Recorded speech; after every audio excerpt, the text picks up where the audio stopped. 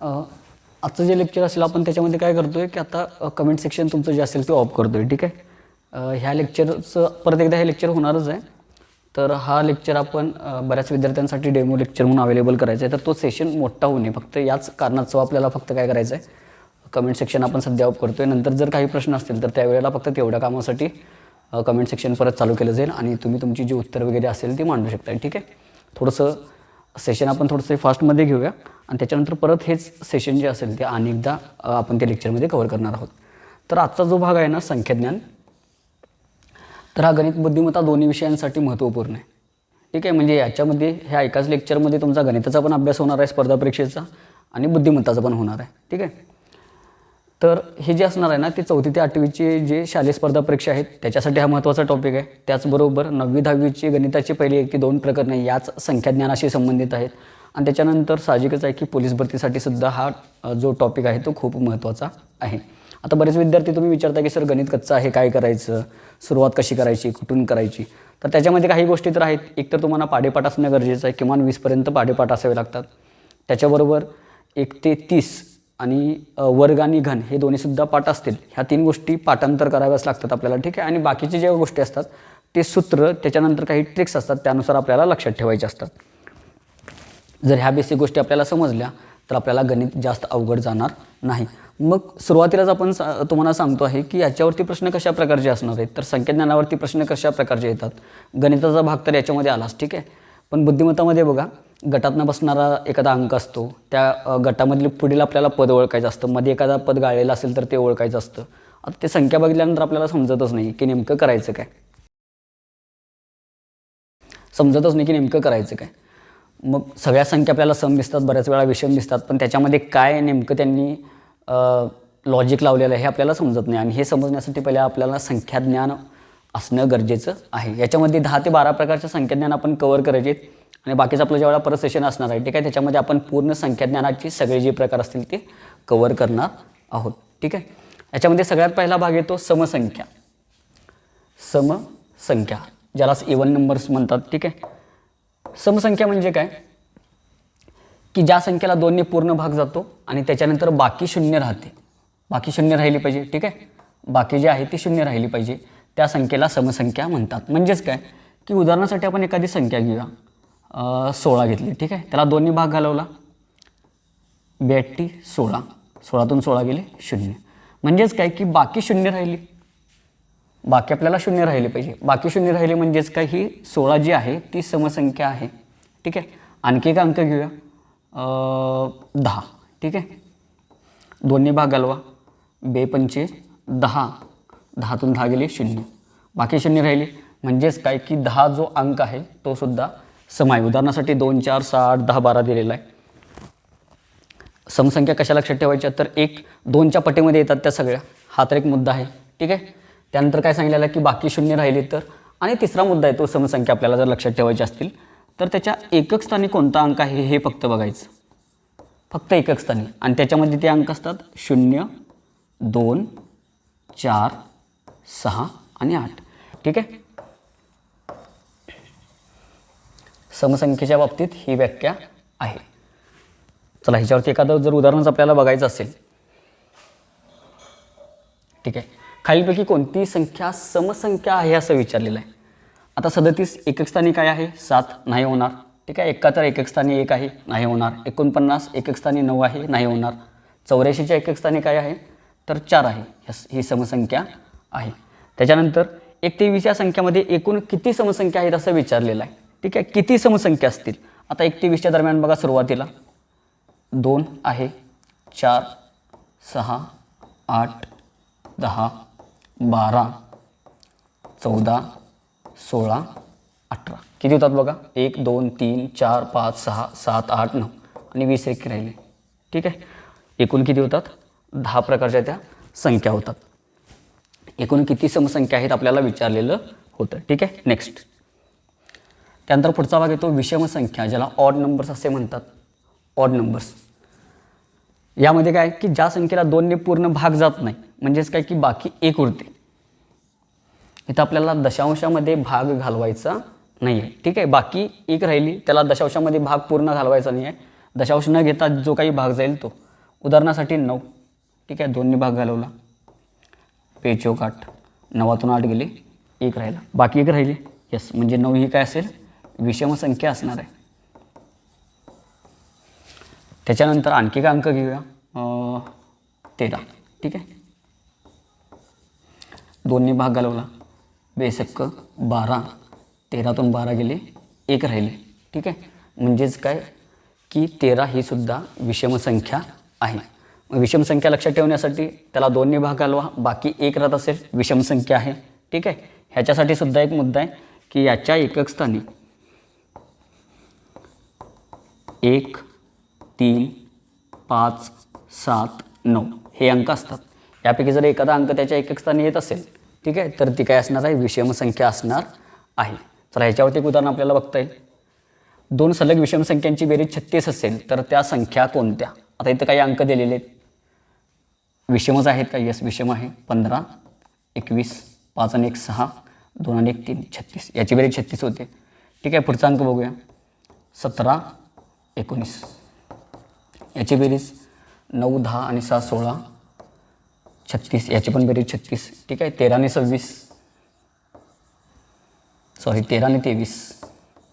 6, 36, याची पण बेरीज 36 आहे. शेवटचा अंक 11 आणि 25, 5 आणि 1 6, 2 आणि 1 3, ह्या सगळ्याच ज्या संख्या आहेत त्यांचं काय होतं की विषम संख्येची या 2 बेरीज 36 असेल तर त्या संख्या कोणत्या, सलग विषम संख्या म्हटलेलं आहे. आता सगळ्यांची बेरीज तर 36 येते, सगळ्याच त्या याच्यामध्ये आपल्याला काय विचारलं आहे त्यांनी की तर त्या सलग असायला पाहिजेत, ठीक आहे. 2 सलग विषम संख्या पाहिजेत. मग 15 आणि 21 सलग येतात का, नाही येत, ठीक आहे. 13 आणि 23 सलग येतात का, नाही येत. 11 आणि 25 सलग येतात का, नाही येत. पण 17 आणि 19 ह्या 2 संख्या सलग येतात. म्हणजे त्याच्यामध्ये फक्त 18 हा समसंख्येचा भाग राहिलेला आहे, बाकी त्या सलग येतात. खालीलपैकी कोणते विधान बरोबर आहे, सर्व विषम संख्या मूळ संख्या असतात. आता हा भाग थोडंसं नंतर अभ्यासाचा आहे कारण याच्याशी रिलेटेड पुढच्या स्लाईडमध्ये तो भाग आहे. 0 ही विषम संख्या आहे का, नाही आहे, ठीक आहे. 2 विषम संख्यांची बेरीज नेहमी सम असते. बघूया कोणत्याही 2 विषम संख्या घेतल्या, 7 अधिक 9 किती होतात, 16. 6ला म्हणजे सम असेल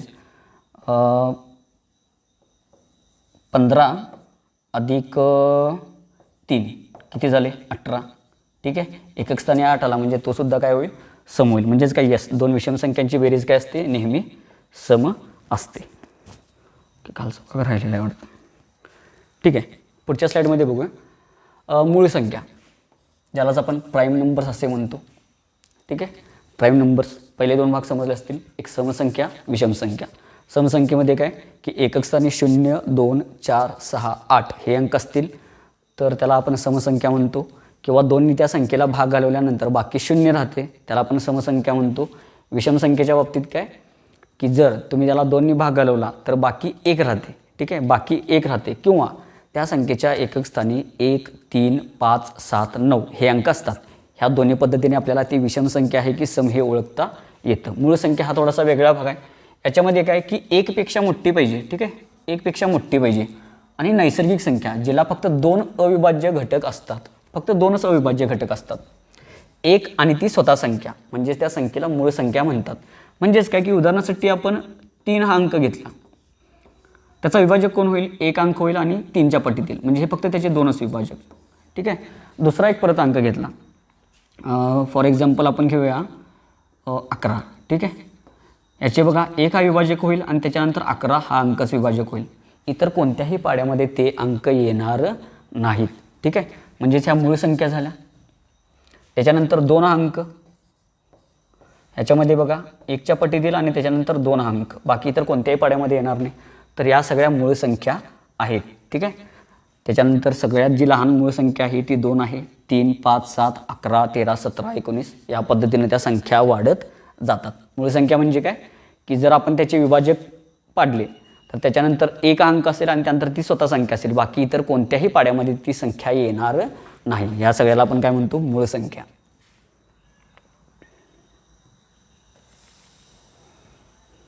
ठीक आहे. प्रश्न काय विचारलेला आहे की 1 ते 30 मधील मूळ संख्या एकूण संख्या किती आहेत. 1 ते 30 मध्ये विचारलेला आहे.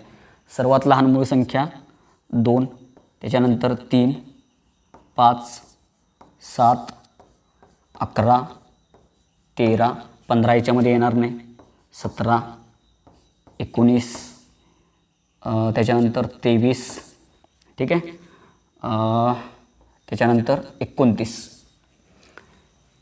31मध्ये विचारलं ना. ओके, किती संख्या झाल्या? 1 2 3 4 5 6 7 8 9 10. पर्यायामध्ये कुठं आहे का? 10. येस, ठीक आहे, इझी. त्याच्यानंतर कोणते विधान चुकीचे आहे असं विचारलेलं आहे. ह्यापैकी कोणते विधान जे आहे ते चुकीचं आहे?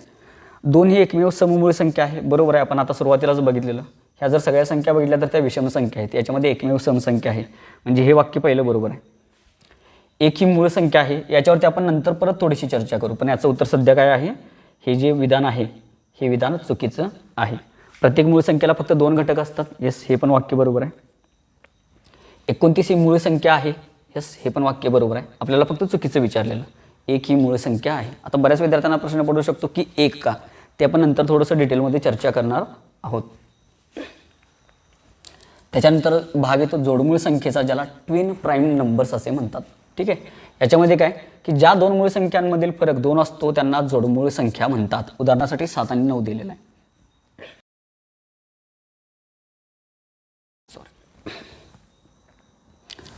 काय म्हटलेलं आहे की ज्या 2 मूळ संख्यांमधील फरक 2 असतो त्यांना जोडमूळ संख्या म्हणतात. कोणत्याही अशा 2 संख्या की ज्याच्यामध्ये फक्त 2चा फरक आहे? ठीक आहे, नाही, हा नाही, 11 आणि 13. ठीक आहे, आता या ठिकाणी जर तुम्ही बघितला दोन्ही मूळ संख्या आहेत. ठीक आहे, आणि फरक कितीचा? 11 आणि 13 मध्ये 2चा फरक आहे. म्हणजेच ही काय होईल? ही जोडमूळ संख्याची जोडी होईल. त्याच्यानंतर 17 आणि 19 दोन्ही सुद्धा मूळ संख्या आहेत. फरक कितीचा आहे? 2चा आहे. तर ते काय होतील? जोडमूळ संख्यांची जोडी होईल. हे म्हणजे पर्याय चुकलेला आहे तिथं. 7 आणि 9 त्याच्यामध्ये येणार नाही. ठीक आहे, आता जोडमूळ संख्या सांगितलेल्या आहे. जसं आपण मूळ संख्या बघितलेल्या त्याच पद्धतीने ह्या जोडमूळ संख्या असतात. म्हणजेच काय की आता काय सांगितलेलं आहे की खालीलपैकी कोणती जोडमूळ संख्या आहे? 4, 6 ही विषम समसंख्यांची जोडी आहे. ठीक आहे, 9 आणि 11 मध्ये 9 तर त्याच्यामध्ये मूळ संख्या येणार नाही. 15 आणि 17 मध्ये 15 ही परत विषम संख्या आहे. 11 आणि 13 ह्या दोन्ही संख्या काय आहेत? जोडमूळ संख्या आहेत. ठीक आहे, परत काय म्हटलेलं आहे? 20 ते 40 या श्रेणीतील किती जोडमूळ संख्या जोड्या आहेत? आता तुम्हाला वरचं उदाहरण सांगितलेलं त्याच पद्धतीने तुम्ही खालचं उदाहरण सोडवायचं आहे. कमेंट सेक्शन ऑन करूया थोड्या वेळासाठी.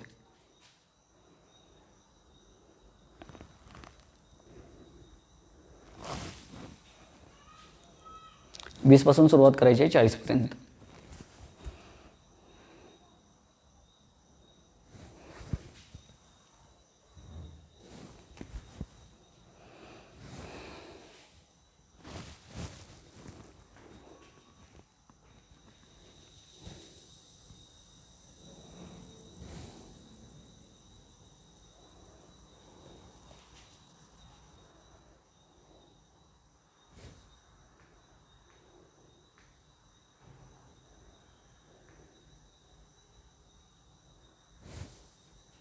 ठीक आहे, पर्याय 1 की 2 आपण पुढील लेक्चरमध्ये ती चर्चा करूया. ठीक आहे, आपल्याला सेशन मोठं करायचं नाही आहे. ओके, सहमूळ संख्या, को प्राईम नंबर्स, याच्यामध्ये काय की ज्या 2 संख्यांचा महत्तम सामायिक विभाजक HCF म्हणजेच काय? मसावी.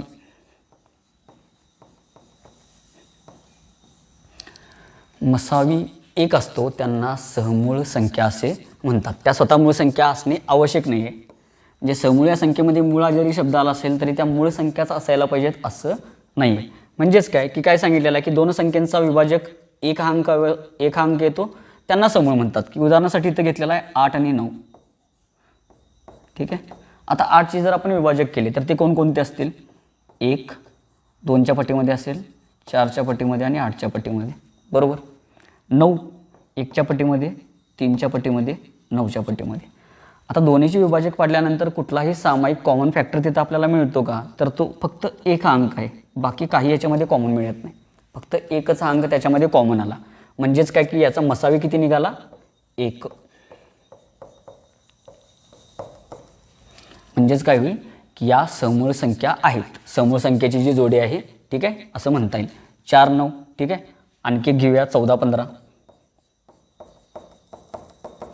14चे विभाजक 1च्या पटीमध्ये येईल, 2च्या पटीमध्ये, त्यानंतर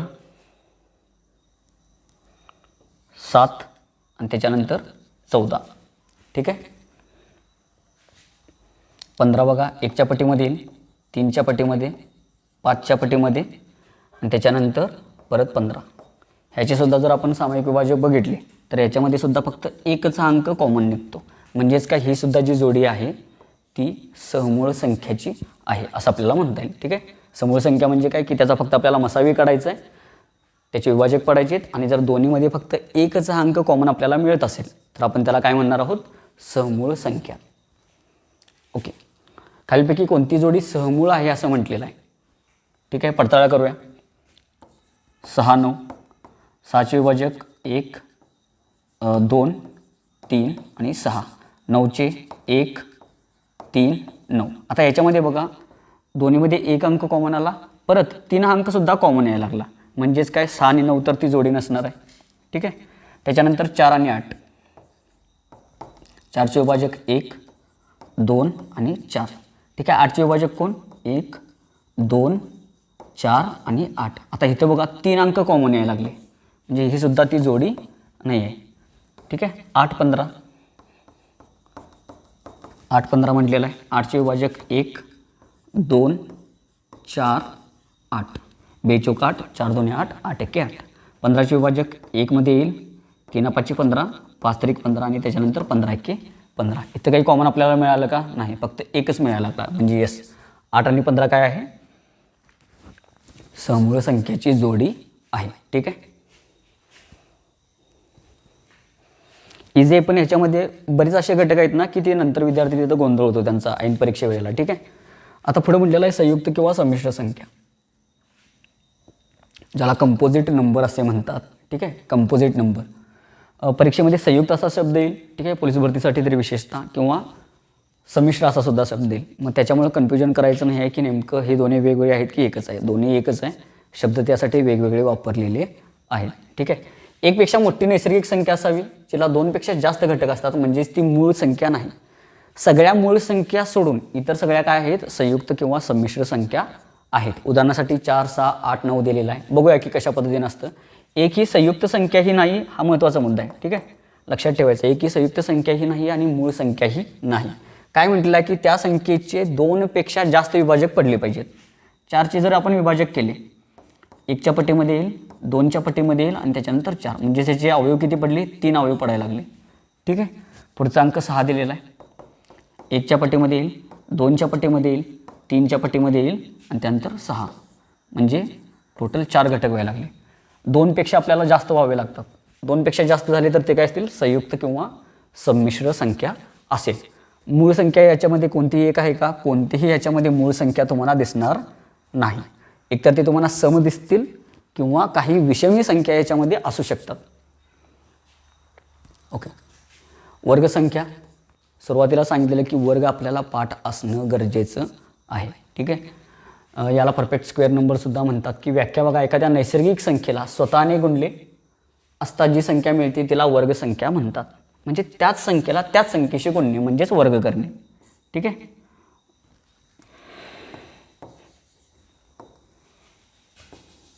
दोनचा वर्ग म्हटलेला आहे, म्हणजेच काय की 2 गुणिले 2 करणार आपण, उत्तर किती आलं, 4. म्हणजेच काय 2चा वर्ग 4 आहे असा त्याचा अर्थ आहे. ठीक आहे. 3चा वर्ग म्हणजेच काय, 3ला परत 3नीच गुणणे म्हणजेच त्याचा वर्ग करणे.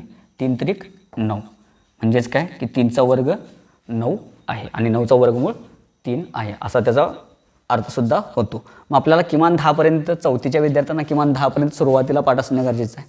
पण प्रत्येकाने शक्यतो 4थी पासून 12वी पर्यंतच्या सगळ्या स्पर्धा परीक्षांसाठी किंवा पोलीस भरतीसाठी आपल्याला 20 पर्यंत तरी किमान वर्ग पाठ असणं गरजेचं आहे. 1चा वर्ग 1 ते 10 पर्यंत. ठीक आहे. इथपर्यंत सुरुवातीला आपल्याला जर माहीत असेल तर व्हेरी गुड, नसेल तर पाठ करावं लागेल. एक प्रश्न पण दिलेला आहे, खालीलपैकी कोणती संख्या पूर्ण वर्ग नाही असं म्हटलेलं आहे. ठीक आहे. 81 कोणाचा आहे, तर तो 9चा आहे, 9चा वर्ग. 100 कोणाचा आहे, तर तो 10चा आहे. ठीक आहे. 64 कोणाचा आहे, तो 8चा आहे. ठीक आहे. त्याच्यानंतर 50 हा कोणाचाही नाही आहे, त्यामुळे ती पूर्ण वर्ग संख्या नसेल. पूर्णांक संख्या इंटिजर्स.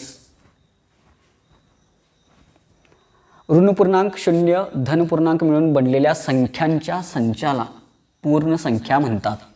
याच्यामध्ये शून्य येतो, ठीक आहे. उजव्या बाजूला धनसंख्या येतात, ज्या शून्यापेक्षा मोठ्या असतात, वाढत जातात. आणि डाव्या बाजूला ऋण संख्या असतात, ज्या शून्यापेक्षा लहान असतात, कमी कमी होत जातात. म्हणजेच काय, हे आपण स्केलवरती सुद्धा आपल्याला दाखवता येईल. एक सेकंड.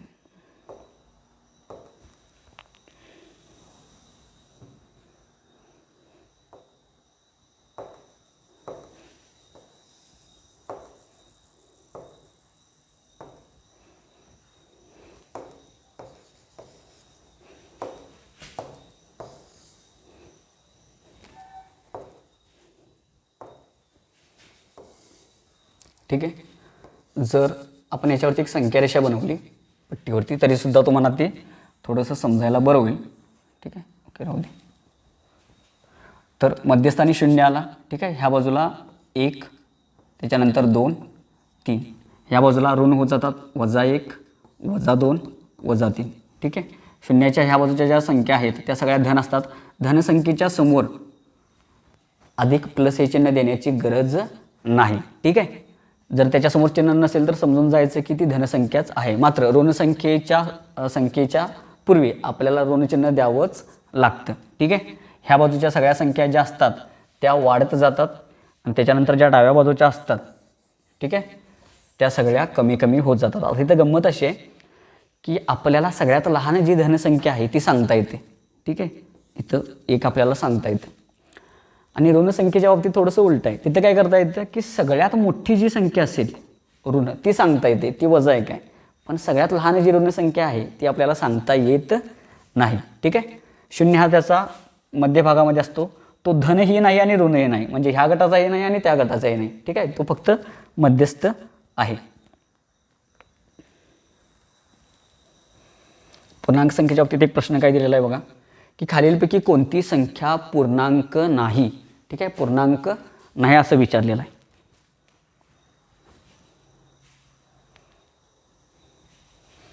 पूर्णांक संख्या. ठीक आहे. कोणती संख्या पूर्णांक नाही असं म्हटलेलं आहे. आता या ठिकाणी जर तुम्ही बघितला, शून्य हा त्याच्या मध्यस्थानी आहे त्या संख्या रेषेच्या, म्हणजे हो शून्य पूर्णांकामध्ये आहे.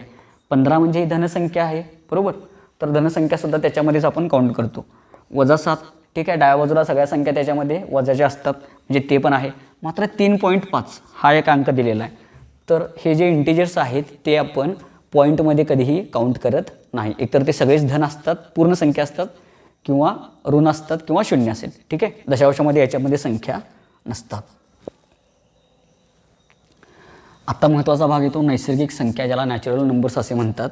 व्याख्या काय की मोजण्यासाठी वापरल्या जाणाऱ्या सर्व धनपूर्णांक, ठीक आहे, धनपूर्णांक पाहिजेत आणि मोजण्यासाठी वापरल्या जातात, या सगळ्या संख्यांना नैसर्गिक संख्या असे म्हणतात. याच्या पुढे अजून एक भाग आहे, दोन्ही संख्या सेम, पण मग फरक कसा आपण शोधायचा, ठीक आहे, ते सांगणार आहे. आपल्याला हे जे अक्षर आहे ते n या अक्षराने दाखवतात. जसं लेक्चरच्या सुरुवातीला सांगितलं होतं की 9वी 10वीचे काही प्रकरण याच्यावरती डिपेंड आहेत. तर तुम्हाला आत्ता ही संख्या मालिका बघून समजलं असेल की मी नेमकं कशाबद्दल बोलतो आहे. ठीक आहे. n या अंकाने दाखवतात.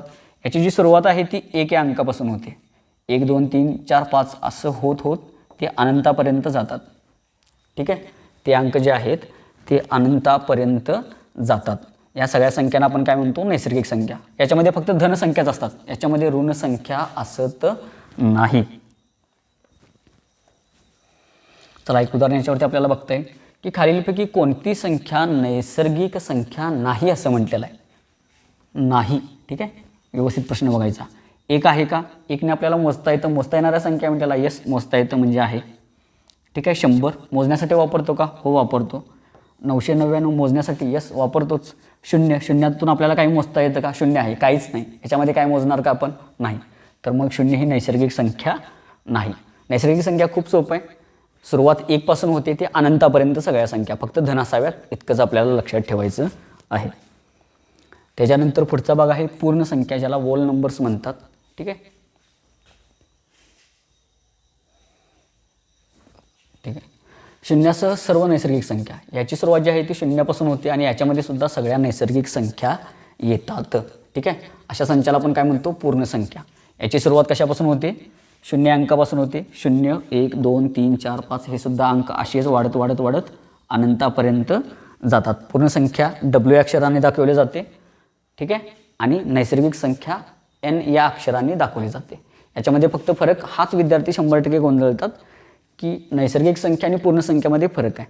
आता हे लक्षात ठेवण्यासाठी मी पुढच्या लेक्चरला तुम्हाला एका मूवीचा एक विनोदी किस्सा सांगेल.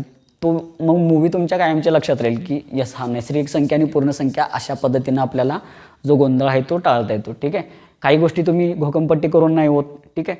तर काही गोष्टी विनोद बुद्धीनेच आपल्याला लक्षात ठेवायच्या असतात. इंटरेस्टिंग भाग असणार आहे, आपण ते नेक्स्ट लेक्चरला बघूया, ठीक आहे. याच्यावरती प्रश्न आपल्याला काय विचारलेला आहे की खालीलपैकी कोणते विधान बरोबर आहे, ठीक आहे. प्रश्न नीट वाचायचा. परीक्षेला शेवटी आहे नाही हे काय म्हटलेलं आहे. 0 ही नैसर्गिक संख्या आहे का, यस आहे, सॉरी नाही आहे. 0 नैसर्गिकच्या बाबतीत विचारलेला आहे. नैसर्गिक नाही आहे, कारण नैसर्गिक आपल्याला काउंट करता येतात. प्रत्येक पूर्ण संख्या नैसर्गिक संख्या असते. आता हा प्रश्न बघा, हा ठीक आहे. आणि प्रत्येक नैसर्गिक संख्या पूर्ण संख्या असते. शेवटचा मुद्दा जरासं नंतरच घेऊया. आता प्रत्येक पूर्ण संख्या ही नैसर्गिक संख्या असेल असं म्हटलेलं आहे. 1 पासून सुरुवात असेल त्या पूर्ण संख्येची तर ते सगळे नैसर्गिक होतील. मात्र जर 0 आहे ती पूर्ण संख्या तर ती नैसर्गिक संख्या होईल का, नाही. म्हणजे हे विधान पण चुकीचं आहे. प्रत्येक नैसर्गिक संख्या ही पूर्ण संख्या असते, होईल का. नैसर्गिक संख्येची सुरुवात कशापासून आहे, 1 या अंकापासून आहे. मग ते पूर्ण संख्या पण असेल का, यस होईल. म्हणजे हे वाक्य बरोबर आहे. त्यानंतर काय म्हटलेलं आहे, N = W म्हटलेलं आहे. म्हणजे जो नैसर्गिक संख्या असेल तोच पूर्ण संख्या पण असेल का, हो असू शकतो ना, बरोबर. अंक आपल्याला दिलेला नाही, पण नैसर्गिक हा पूर्ण असू शकतो, पण पूर्ण हा नैसर्गिक असेलच असं नाही. त्यामुळे हे वाक्य पण थोडंसं बरोबरच आहे. याच्यामध्ये फक्त हे बरोबर येईल, कारण आपल्याला ते काउंटच केलेलं नाही आपण कोणता अंक तो.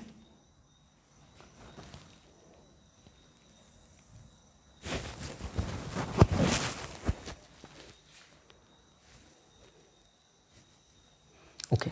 आता जे आपण संख्या बघितल्या, जर त्याचा एक तुलनात्मक आपण जर चार्ट बनवला, ठीक आहे, तर ते कशा पद्धतीने, उरलेला चार्ट तुम्हाला PDF तो सेंड केला जाईल, ठीक आहे. तुम्ही सेल्फ स्टडी करताना तो चार्ट थोडासा करायचा. मी फक्त पहिल्या 1-2 गोष्टी सांगतो की 0 आता आपल्याला सुरुवातीला अंक दिलेला आहे, ठीक आहे. 0 अंक दिलेला आहे आपल्याला. तर 0 ही नैसर्गिक संख्या आहे का, तर नाही. तिथं आपण क्रॉस केलेला आहे. ती पूर्ण संख्या आहे का, हो आहे. ती पूर्णांकामध्ये आहे का, आहे, कारण त्याच्यामध्ये धन येतात, ऋण येतात आणि मध्ये 0 येतो, म्हणजे ती पूर्णांक पण आहे. ती मूळ आहे का, 0 मूळ नाहीच आहे, ठीक आहे. ती संयुक्त आहे का, त्याच्या तर विभाजकच नाही पडत, त्याच्यामुळे ती संयुक्त सुद्धा नाही. ती सम आहे की विषम आहे, ठीक आहे. आता ते सम विषम याच्यावरती परत आपण नंतर चर्चा करूया. सध्या सम तर दिलेलंच आहे, नाही असं नाही, ठीक आहे. 1च्या बाबतीत ती नैसर्गिक संख्या आहे का, यस मोजता येते, म्हणजे ती नैसर्गिक संख्या आहे. ती पूर्ण संख्या आहे का, हो पूर्णमध्ये पण आहेच. पूर्णांकामध्ये आहे का, हो धन सगळ्या संख्या ते आहेतच.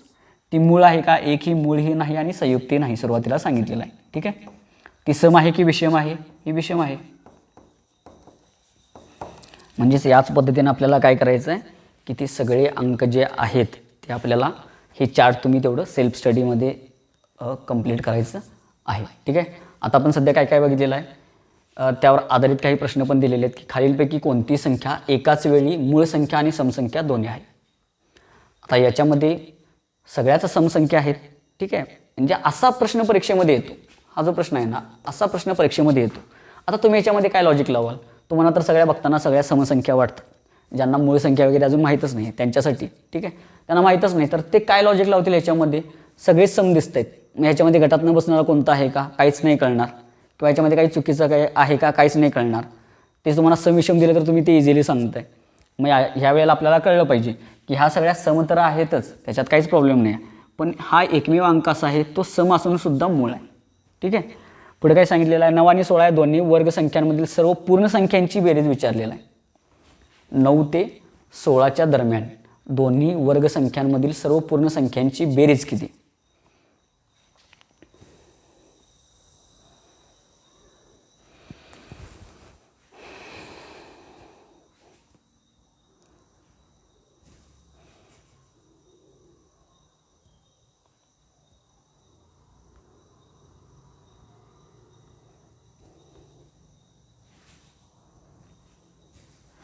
चला नेक्स्ट. ओके. एक संख्या विषम आणि संयुक्त दोन्ही आहे आणि खालीलपैकी ती कोणती असू शकते. ती विषम पण आहे आणि संयुक्त पण आहे. ह्या सगळ्याच विषम संख्या आहेत का, आहेत. मात्र याच्यामध्ये एक संयुक्त आहे, ही तर मूळ संख्या आहे, बरोबर. 11 ही सुद्धा मूळ संख्या आहे, त्याच्यानंतर 13 ही सुद्धा मूळ संख्या आहे, ठीक आहे. आणि 9 ही विषम संख्या आणि संयुक्त संख्या दोन्ही सुद्धा आहे. का? कारण ती विषम संख्या तर आहेच, कारण एक स्थानी 1 3 9 7 11 सॉरी 1 3 5 7 9 हे अंक आले की. पण संयुक्त कसे आहे? कारण 9ची जर विभाजक बघितले तर 1 3 9, ठीक आहे. 2पेक्षा जास्त विभाजक पडतात. खाली उत्तरांचा पडताळा सुद्धा तुम्हाला दिलेलाच आहे, त्याच्यावरून सुद्धा तुम्ही थोडंसं स्टडी करू शकता, ठीक आहे.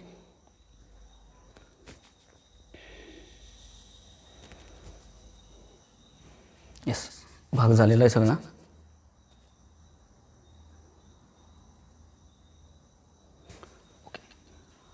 तुमच्याच लेक्चरमध्ये याची PDF थोड्या वेळानंतर अपलोड होते, ठीक आहे. तुम्ही आज जे झालेलं लेक्चर असेल तर त्याचं रेकॉर्डेड लेक्चर परत बघू शकता आणि त्याच्यानंतर त्या PDF जे आता नोट्समध्ये सगळं शिकवलेलं आहे तर ते सुद्धा तुम्ही ह्या सगळ्या स्लाईड्स तुम्ही तुमच्या ॲपमध्ये तुमच्या कोर्समध्ये तुम्ही काय करू शकताय, ते नंतर कधीही रीड करू शकताय, ठीक आहे. आणि सकाळीच एक नोटिफिकेशन आलेलं आहे, कदाचित तुम्ही सगळ्या विद्यार्थ्यांनी बघितलं असेल की शालेय स्पर्धा परीक्षा ज्या आहेत 4थी ते 8वीपर्यंतच्या, तर त्याची जी प्रवेश प्रक्रिया ॲडमिशन प्रक्रिया जी आहे ती 5 ऑगस्ट नंतर स्टॉप होणार आहे. मग त्याच्यापूर्वी जर कोणाला ॲडमिशन करायचं असेल तर करू शकताय, त्याच्यानंतर ती ॲडमिशन प्रक्रिया जी असेल ती पूर्णपणे थांबलेली असेल. मात्र पोलीस भरती किंवा इतर कोर्सेससाठी जे काही आपल्या इथं अवेलेबल आहे, ठीक आहे, त्या सगळ्या बॅच चालू असतील, त्याचे प्रवेश जे आहेत ते चालू असतील. मात्र शालेय स्पर्धा परीक्षेच्या बाबतीत फक्त 5 ऑगस्ट ही कदाचित शेवटची डेट त्यांनी डिक्लेअर केलेली आहे, तर त्याच्यानंतर याचं जे ॲडमिशन असेल ते पूर्ण स्टॉप होईल. त्यामुळे जर ज्या विद्यार्थ्यांना ॲडमिशन वगैरे करायचं आहे तर त्यांनी ते 5 तारखेच्या पूर्वीच करून घ्यावं. तुम्हाला जे काही शंका असतील तर अकॅडमीच्या संदर्भात काउन्सिलर तुम्हाला त्याच्याबद्दल गाईड करतीलच. तुम्ही त्यांना शंका विचारा, तुम्ही तुमची जे काही शंका असतील ते तुम्ही तिथं सॉल्व करून घ्या आणि त्याच्यानंतर तुमचं जे काही प्रवेश वगैरे असेल ते तुम्ही तिथं निश्चित करून घ्या. मात्र शक्यतो 5 ऑगस्टच असेल, त्याच्यानंतर मला नाही वाटत की मुदतवाढ वगैरे दिली जाईल. शालेय स्पर्धा परीक्षेसाठी इतकं पुरेसं आहे की यस, शेवट 5 ऑगस्ट असेल, कारण शालेय विद्यार्थ्यांना भरपूर खूप बेसिकपासून शिकायचं आहे आणि त्याच्यामुळे थोडं आपण वेळ देणं अपेक्षित आहे. आणि एक विद्यार्थ्यांचा जो प्रश्न पण होता की बॅच कधी असेल, तर ते 31 जुलै किंवा 1 ऑगस्ट नंतर नक्की होईल की सकाळच्या सत्रामध्ये कोणत्या बॅच असतील आणि सायंकाळच्या सत्रामध्ये कोणत्या असतील. पोलीस भरती बॅच ही शक्यतो सायंकाळीच असेल, ठीक आहे, संध्याकाळी 6-7 नंतरच असेल. शालेय स्पर्धा परीक्षेचं आपण ते नियोजन करणार आहोत की सकाळी की संध्याकाळी. आता सध्याने फक्त तुम्हाला माहिती आहे की कोर्स परचेस केलेले किंवा न केलेले सुद्धा ते फक्त डेमो लेक्चर्स वगैरे बघू शकतात, ठीक आहे. ज्यांनी कोर्स परचेस केलेले त्यांचे तर ऑलरेडी लेक्चर चालू झालेले आहेत. जे फक्त व्हिजिटर आहेत ते डेमो वगैरे बघतायत. पण 5 तारखेनंतर हे सगळे स्टॉप होईल, त्याच्यानंतर फक्त रेग्युलर लेक्चर चालू असतील, डेमो वगैरे सगळं त्यावेळेला बंद झालेलं असेल, ठीक आहे. Okay, thank you.